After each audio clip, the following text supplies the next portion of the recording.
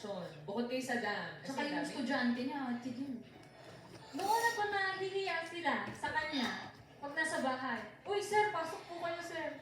Ganun po sila kahit na namin tatay ko hanggang ngayon, sir ang tawag sa kanya. Pinagagalitan niya ako ng kanyang nanay. Dapat sabihin mo ito, pero na, kay anak na nila eh. Nanay ko, hindi, ano na. Hanggang ngayon po, may nagiging estudyante pa po siya na kapatid ko, pamangkin ko. Kaya sir pa rin po talaga siya sa bahay namin. Nung nalaman sa school po yan, nung nakagraduate ka na last week, Marami pong marami nagtataka. O nagtataka na, hinuhuli pa ako ng kasi nakita naman po nila eh. Kasi laptop mo, basta nalang kinukuha sa table mo. Pag gano'n, kasi ako po ay medyo, alam naman po ng mga estudyante, medyo mahigpit po ako sa eskwelahan. Ako po ay doon. Hindi naman po. Discipline committee po kasi ako eh. Ako po yung chairman ng discipline committee. Talagang ang bata po ay medyo ilan. Gumalaw.